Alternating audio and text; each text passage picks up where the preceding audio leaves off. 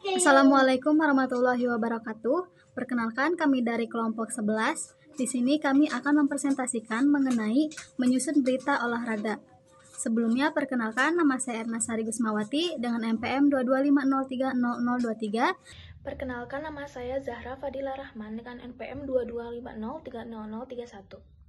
Pada kali ini kita memiliki dua pembahasan. Yang pertama itu pengertian berita olahraga, yang kedua itu teknik menyusun berita olahraga.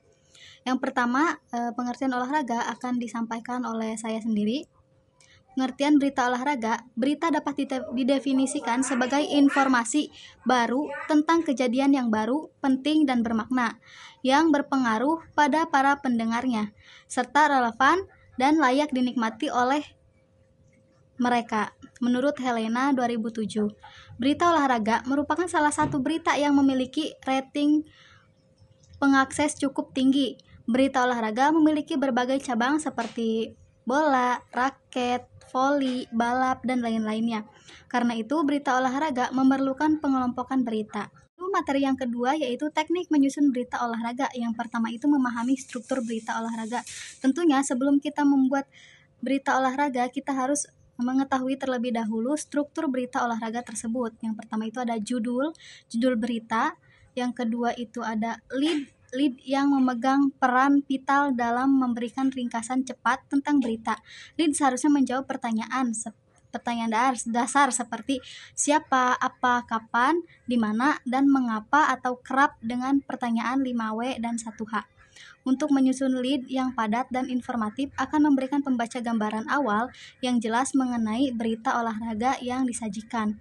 Maka sebelum kita membuat atau menyusun berita olahraga, kita harus mengetahui bagaimana pertanyaan-pertanyaannya yang seperti 5W, 1H. Lalu yang kedua itu ada badan berita. Badan berita menyampaikan informasi lebih detail. Disinilah penulis akan menjelaskan peristiwa olahraga dengan lebih lengkap, termasuk statistik, analisis, dan pendapat para ahli. Struktur yang logis dan alur yang baik dalam penyampaian informasi sangat penting agar pembaca dapat memahami dengan baik isi berita tersebut.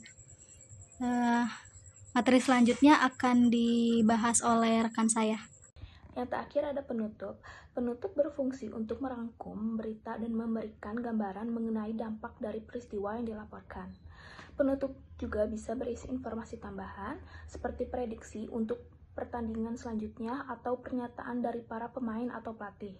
Dengan memperhatikan semua elemen ini, penulis dapat menghasilkan berita olahraga yang seimbang, informatif, dan menarik bagi semua kalangan pembaca.